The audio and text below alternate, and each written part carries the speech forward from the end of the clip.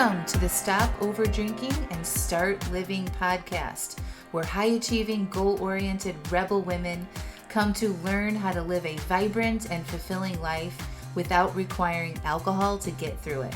No labels, no judgments, no saying you'll never drink again. Just real proven methods to help you stop rebelling against yourself with alcohol so you can drink less and do more. I'm your host, Angela Mascenik. Let's dig in.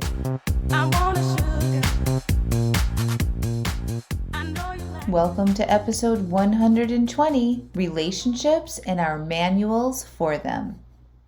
Well, hello everybody. How are you all? I'm a year older. I turned 43. Woo! It's been awesome. And I just got back from an amazing vacation. I went swimming with manatees and riding on horses in the jungle of Florida. It was wild. It was so much fun. I really shut down from work, spent some time with friends and family, spent some time in the ocean, outside a lot. Very active, fun, fulfilling, lively vacation.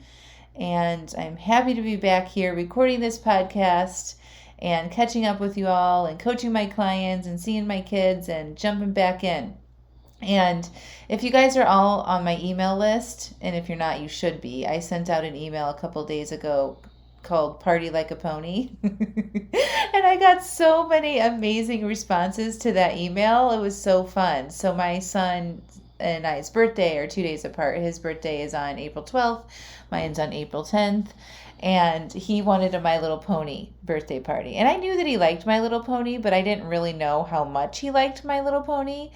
And he knows all of the ponies' names and like their roles and what they do and like the dynamics of it. It's quite something. So he asked for this My Little Pony birthday, and Arlo is his name. He's my youngest. This is his second sort of pandemic birthday. Like he was the first pandemic birthday, or I guess, mine was the first pandemic birthday last year, and then his was 2 days later. So, we just kind of wanted to go over the top this year because it was still kind of pandemic-y. Like, we're not doing things inside. We're not doing sleepovers. We're not going to jump houses and all that stuff. So we told him that we could have a little outdoor hour thing where we could have some friends over outside if they wore masks, and they could hit a piñata, and I would make some cupcakes. And so he asked for a My Little Pony birthday party. So we're like, we're going to make it really special because nobody should have to have two pandemic birthdays, right? So we got him this giant helium balloon at Party City, and it was a pink My Little Pony, I think it was. I'm calling it Party Pony, but I can't remember the name of it. But it's pink and there's balloons on it. You guys probably know what it is. And this thing was like bigger than him. And then we got him like cupcake toppers and tablecloth and some other balloons, and just had so much fun with it. And on these little cupcake toppers are like little toothpicks, like little flags you put in the cupcakes. It said Party Like a Pony. And they just have really kind of inspiring little mantras and things like friendship is magic and magic and friendship. And you all know that my word of 2020 or 2021 is magic.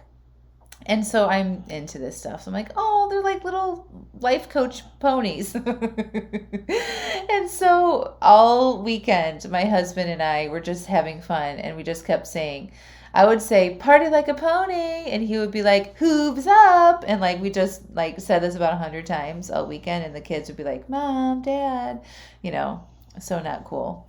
But anyway, I wrote this email about Party Like a Pony, and I'm taking on Party Like a Pony as my mantra for quarter 2. So April, May, and June, y'all. It's going to be all about partying like a pony up in here. I want to have fun. I want to feel light. I want to feel excited about reaching more people and helping more women and changing things up a little bit. So that's my mantra. I highly suggest that you adopt some sort of light, fun, and magical mantra to, as you take on this work or you dive into over drinking, it can get really serious and heavy, and I want to help y'all lighten it up. So you are free to take my Party Like a Pony attitude into your own lives as we do this. So today I want to talk about relationships and our manuals. I teach this inside my Stop Over Drinking and Start Living program on a very regular basis. We have workshops about it and whatnot. But I realized I haven't had like a public podcast on this topic, so I thought, why not jump into it now? Last week we talked about judging people. And I think to elaborate on that, talking about relationships and our manuals for them would be a really good next podcast episode. So I want to first talk about the definition of a relationship. So what makes a relationship? Basically, what makes a relationship is our thoughts about the person that we might be in a relationship with. We know it's our thoughts because not everybody would have the same thoughts about all of your relationships, right? So if you have a relationship with somebody that is different than another family member. So look at people in your own family and what mutual acquaintances do you and your spouse maybe have? Are you closer to any of those people than your spouse? So there's a mutual person that you have in connection with, right? And maybe your relationship is better, or maybe your spouse's relationship is better. So you have one set of thoughts and beliefs about this person, and your spouse has a whole different set of beliefs. This person in your mind doesn't dramatically change, what they do or what they say depending on who they are with, right? So if it's with you or with your spouse or whatever, they're not changing. You just have different thoughts about this person versus your spouse. They're showing up consistently as the same person. You both just have those different thoughts about them, which is creating that relationship that you have with them, okay? What we think about people is our relationship with them. That's it. It's just your thoughts about that person, okay? Think about somebody that you love. What are your thoughts about that person? When you think about them, do you feel love? So I like to use this example, and I think about my kids. I think about Arlo, my youngest kid, who just turned 8. And I think about Arlo, and I just want to start laughing. And I get kind of giddy and feel like this wash of love. Like, he is amazing. I think he's funny, and he's engaging, and he's got charisma, and he's a character. And so when I think all of that, I feel this like amazing wash of mom love come over me, okay? So think about somebody that you love and what your thoughts are about them, okay? Remember, our thoughts create our feelings, and love is a feeling, right? Whether we have a good relationship or a bad relationship is all dependent on what we are thinking about that person. Okay, hang on to that one for a second. I love the pet example. So if you had a pet that you absolutely loved, did you connect with the pet like no other thing on earth? Remember, that pet can't talk to you. That pet can't like do things that you think it should to make you feel good, right? It's just your thoughts about the pet that make you feel a certain way, which is that connection. We feel love and affection about our pets because of what we think about them. Relationships, again, are just what we are thinking and feeling about that person or thing. It doesn't matter if they think or feel the same thing in return, right? Have you ever loved somebody and they didn't love you back? How is this possible? Because it's just our thoughts about that other person. You have your thoughts, and that other person has their thoughts. Now listen, I loved Patrick Swayze as a young girl. I really loved him. I really did. He did not even know me. I also loved a guy when I was in college. He didn't love me back. He had different thoughts about me. Many of us think our thoughts about the other person are dependent on what they do and how they behave. Your thoughts about them will be dependent on your expectations of them and how well they meet those expectations. Okay? You can't be angry at somebody. You only have thoughts that make you mad. No one can hurt your feelings. You have thoughts that are hurtful to you, which leads me into the concept about the manuals that we have for other people, which I first learned about from one of my coaches, Brooke Castillo.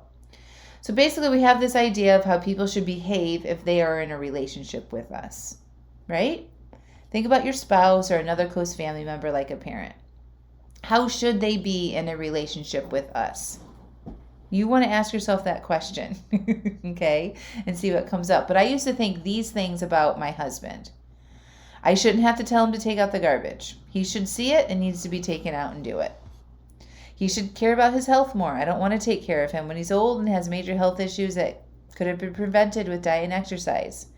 He should anticipate my next move. He should be aware of what is going on and be right there helping me. He should look at the situation and just know what we need to do next. And he shouldn't bitch about work all the time. Those are my manuals, my thoughts, my expectations about my husband, right? We call all these rules about how people should behave a manual. I'm putting that in air quotes. We have this long manual for our relationships, right? Can you guys start to see them? Are they starting to come to the surface? Most of us really aren't even aware that we have these rule books for people that we're in relationships with. So I'd suggest that you get aware of the manuals that you have for people in your life. And they're going to look different depending on what kind of relationship you have with them. Write down all of the ways that they should behave in this relationship with you. Now, I want to recommend that you just pick one person to work on. Maybe something that maybe you like have a negative thought, or it's not a very good relationship, or a relationship that's kind of like bugging you a lot. Focus on that one, okay? Just pick one to work on through this. So I'm going to give you an example of a friend manual. Now, this is not my friend manual. Maybe it was a friend manual I had in the past, but this is just an example. The friend manual will look like this. They should reciprocate. It should be give and take. They should reach out as much as I reach out. They should call me on my birthday, send me cards, buy me dinner. They should be there when I need emotional support. I'm there for them when they need anything, and it hurts when they aren't there for me. I've been a dedicated friend for years, and they haven't supported me in half of what I do for them. They should text me back on the same day. I've called them 3 times now. It's their turn to call me back. I've been the one initiating all the get-togethers. I'm going to stop initiating and see how long it takes for them to initiate. Right? Can you guys recognize some of this in some of your friendships? These are very common thoughts that we have about like a friendship relationship, okay? We don't even know that we have them. Sometimes these thoughts are just running quietly in the background and we aren't super conscious of them. Well, I'm suggesting that if you are struggling in your relationships, or if you have one relationship you'd like to feel better about, then your first step is uncovering that manual that you have for them. You want to see how these manuals are serving you in your life. And a good way to determine if these manuals are serving you is to ask yourself how you feel when you look at a specific rule or manual that you have for somebody. For example, a rule you might have might look like this. My friend should call or text me back the same day.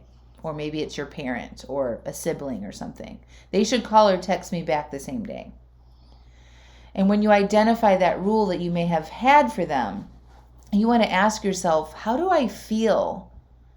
What's my feeling or my emotion that I have when I think they should call me or text me back the same day? Does it generate an angry feeling or a pissed or an anxious or an entitled feeling? Okay, so name the feeling that you get when you have that thought. They should text me back the same day. And what do you normally do when you feel this way? Do you hold back from them? Are you snarky? Do not call them for a while. Avoid them when they do text or not respond right away. Would you drink or eat later because you feel like you don't have good friends? Okay, so identify the things that you do when you feel the emotion that you identified. And you want to do this exercise so you can see the impact of these manuals in your life, right? So when you do these types of behaviors and it's coming from maybe a negative emotion, that's creating not a very pleasant experience in your life, right? It could be holding you back from something. It could be preventing you from doing what you want to do, right? You're the one that needs to see that. And of course, if you're in my program, come on and get coaching so you can see the impact that this has in your life and do your own self-coaching around it too. Remember too that this work is for you, not them. This is very important. A lot of times we're hurt in the past, or we have a bad relationship in the past, maybe with a parent or a sibling or an ex or something like that. And it's still coming up for us. Like we hold on to this stuff for a while. And we don't want to give them a pass. We're like, well, I don't want to forgive them or, work on this because they're wrong. Like they shouldn't have done these things. And I want to remind you that this work is for you because the thoughts that you have and the manuals that you have for that person in that relationship affect you. Because again, when you think they should text me back or they should do this or I want them to do that, right? That usually generates a feeling in our bodies that doesn't feel good. And then we buffer when we feel that way, okay? Like drinking, eating, scrolling, avoiding, that type of stuff. So this work is to benefit you and your life. It has nothing to do with them. Like, let them be what they're doing. Like, this is about making your life better. And when you feel better in your life, you tend to do better, right? You're the one whose life will improve if you take time and look at this in your relationships. We get confused sometimes when we think about relationships. It takes two people. A lot of you guys think that. Well, it takes two people to make a relationship.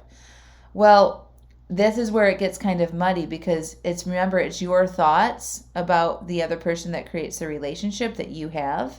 And it's their thoughts about you that creates the relationship that they have, right? And when you change your thoughts about the other person, you show up differently, and then usually their thoughts start changing too. And so it really only takes one person to improve relationships. And why not it be you? Okay, we can't control other people. So highly recommend that if you've got somebody that you've been struggling with or you'd like to dig into or you want to have a better relationship, that you look at this stuff. So I also get asked a lot of time if doing this work for people in our past relationships can be helpful, or people we really don't want to have relationships with, but kind of causing us to feel bad when we think about that, or they might pop up occasionally in our lives. And the answer is yes, always yes. Anytime you do this work, it's going to benefit you in your life in a lot of different areas. It will help you with future relationships that you might have. It will highlight how you can improve other relationships that you're currently in. We're just going to use this one person as an example and work on that relationship, and the rest of your relationship will also improve because you start applying some of this stuff and seeing some of the manuals that you had for this one person. It will like unveil the manuals that you have for other people, and then it'll sort of naturally improve, okay? So once you get aware of your manuals and you can see the impact that you're having in your life, then you have some choices to make. You can drop the manual.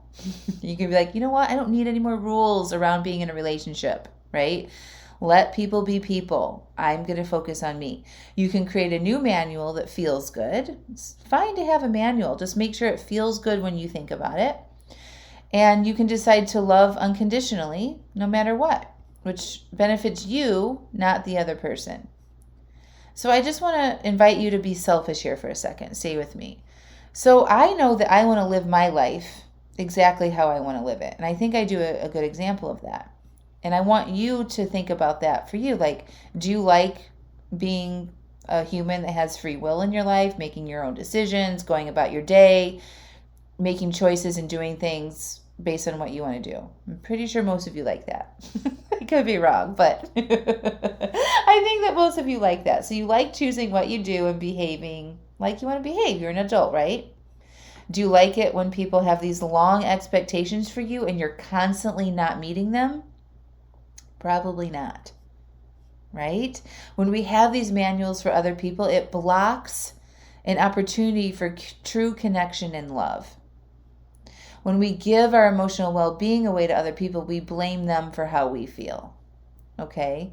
So when you have these long list of things, these manuals for people, it affects you, and it prevents a deeper connection and openness and vulnerability and a lot more joy and love and happiness on the other end. Okay, and then we give our emotional well-being away to other people, and we say, well, because they can't do that, because they don't respond to my text, or they don't take out the garbage on time, or they don't call me back, or they judge me, or whatever it is, then you miss an opportunity for better feeling in your life and having a more fulfilling life, okay? So these manuals that we have, we think unconsciously. It's not like we're walking around thinking this stuff all the time, but unconsciously, people need to follow these rules in order for us to feel good and happy in relationships, okay? This is exhausting. That means that everybody in our life has to follow a set of rules to be with us, and if they don't, we are left angry, pissed, annoyed, sad, lonely, and unfulfilled. And in order to feel happy and love and joy and connection, they need to do specific things according to our timelines. No thank you. I decided a long time ago when I first learned this, I wanted to drop it like it's hot. let them be adults, and then decide what I want to think and feel and create the experience in my life that I want to have, not dependent on what the other people in my life are doing or not doing. And the other thing that I want to make clear here is that this does not mean that you let people walk all over you or abuse you. It doesn't mean you don't tell people what you'd like from them. Okay? It just means that you don't attach your emotional well-being if they don't do what you want them to do.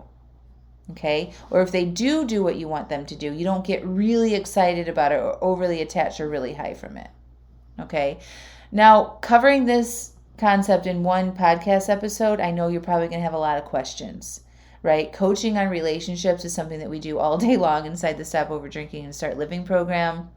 There's many nuances and examples and circumstances that go into this, but a very good general concept for you to start doing the work on improving some of your relationships is uncovering the manuals.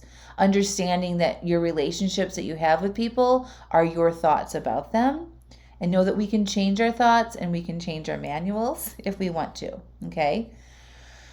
The other thing I want to touch on is the concept of boundaries. I get asked a lot of questions about boundaries.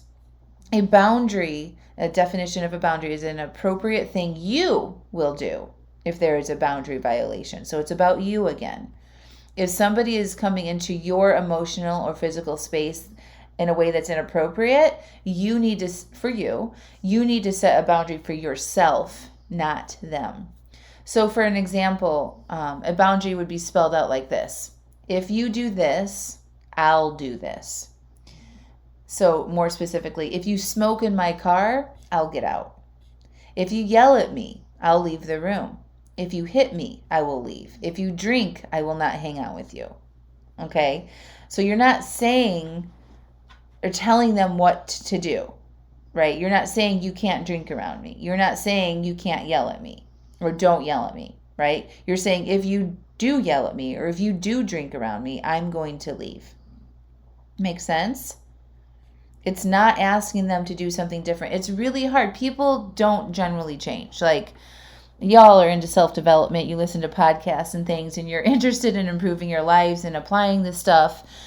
But the general population people kind of adapt who they are, and they don't want to change or look at this kind of stuff. So expecting people to change because you want them to is a really high expectation, or for them to do things differently, especially if it's somewhat of an offensive behavior, right? That's just not going to happen. You probably know that because they've probably been doing the behavior over and over and over and over again for years. And you've probably said things to them in the past about it, right? And it's something that bothers you.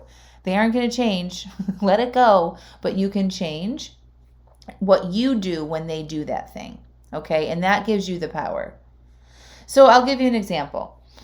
My husband told me that if I traveled on an airplane during COVID, this was before the vaccines were rolled out, that he would go stay in a hotel for 2 weeks to quarantine himself from me. So I was considering traveling. Okay? And instead of my husband saying, you can't travel, no, you can't travel, he said, you go ahead and travel, but, I'll be checking into a hotel for 2 weeks. That's a really good example of a boundary, right, for him. So he said, if you do this, I will do that. He didn't tell me not to travel. He didn't try and control me. He said, if you do this, I'll do that. And guess what? I didn't want him to do that. So I decided not to go. I decided to not fly. And I felt more in control of my options and like it was my choice that way. Do you see the impact of that? If the roles were reversed, right? And you ask somebody, if say in COVID, right? There's some boundaries there. Listen, you're welcome to go hang out with all the people without masks, but I won't be coming to the party. That would be a good example. I won't come to a party with a bunch of people that aren't wearing masks. You're not saying everybody has to wear masks, right? You're saying I won't come if this is a situation. That's a really good example of a boundary, all right? So to recap here, it's a long one. We defined what a relationship is. Remember, a relationship is just a thought that we have about the other person. We have manuals for all of our relationships. And even with me, like I have very dynamic relationships in my life. I know that I still have manuals for them, but I check in with those manuals to make sure that they're serving me. And I might adjust those manuals and make sure that they're working, or let manuals go that aren't working. Generally, I like to say I don't want to try to change people or control what they do. Okay? I've told you how to uncover your manuals, right? Ask yourself what kind of manuals you have for people in your relationships. Decide if they're serving you or if you would like to let them go, and how to create boundaries for you, not the other person. Okay? I hope you found this helpful. I would recommend that you listen to this on repeat, take some notes, do the work that I'm suggesting in here. And inside my Stop Over Drinking and Start Living program, we coach a lot on relationships, kids, spouses, family, siblings, work relationships, all the time. Because remember, it's not really about the alcohol, okay? It's about the root issues we have in our lives, and over drinking alcohol is a symptom of what is happening in the big areas of our lives, and our relationships that we have with other people is a huge area. I hold special workshops on relationships. We recently had a guest expert come in and do a special relationship workshop. This work I'm describing here will help you make your life better, and when you feel better, you do better, and you will drink less. So if you're interested in joining the Stop Over Drinking program, click through, watch the 3 videos, fill out the application, and we'll be in touch. If you're a good fit, we'll set up a call, and then you can come in and join and help with all the things. I love you, my friends. We'll talk to you next week. Have a good one. And remember, party like a pony. Bye.